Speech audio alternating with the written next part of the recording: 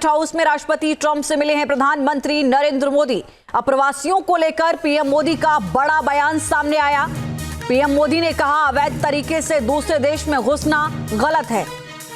अवैध प्रवासी भारतीय होंगे तभी वापस लेंगे। ह्यूमन ट्रैफिकिंग पर मिलकर रोक लगाएंगे।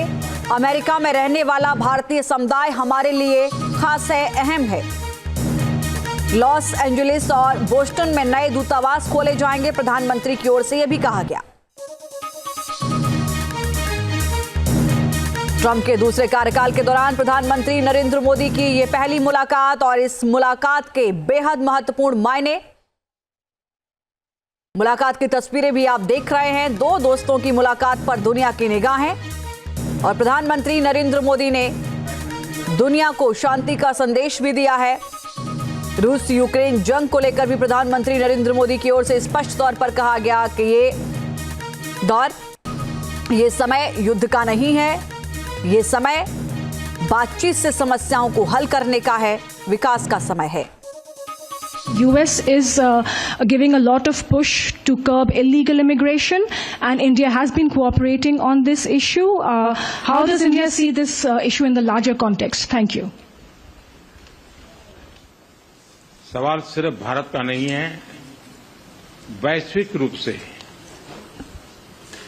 हम इस बात के हैं कि गैर कानूनी तरीके से जो लोग दूसरे देशों में होते हैं उनको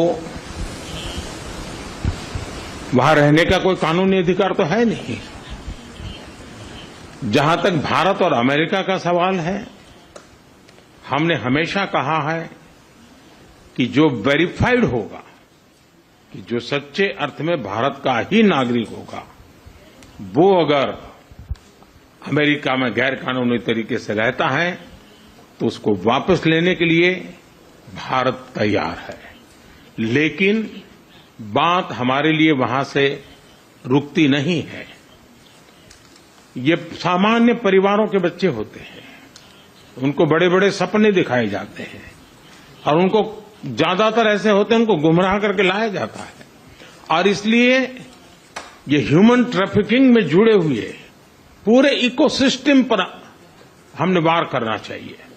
और अमेरिका और भारत मिल करके हमारी कोशिश है और हमारी कोशिश रहनी चाहिए कि इस प्रकार की पूरी इकोसिस्टम को हमें जड़ मूल से नष्ट करना चाहिए, ताकि ह्यूमन ट्रैफिकिंग बंद हो और गरीब लोगों को जो अपनी धन दौलत बेच करके ऐसे बड़े बड़े सपने दिखा करके उनको अंधेरे में रख करके ले जाया जाए, उनके साथ भी अन्याय है। और इसलिए हमारी बड़ी लड़ाई उस पूरे इकोसिस्टम के खिलाफ है और मुझे विश्वास है कि राष्ट्रपति ट्रंप भी इस इकोसिस्टम को खत्म करने में भारत का पूरा सहयोग करेंगे। राहुल डवास हमारे साथ जुड़े हैं। ह्यूमन ट्रैफिकिंग सिस्टम और जिस तरीके से पूरे लोग संलिप्त हैं, पूरे इकोसिस्टम को हम खत्म करेंगे और उम्मीद है कि ट्रंप भी इसमें सहयोग करेंगे। इस बयान के क्या मायने राहुल?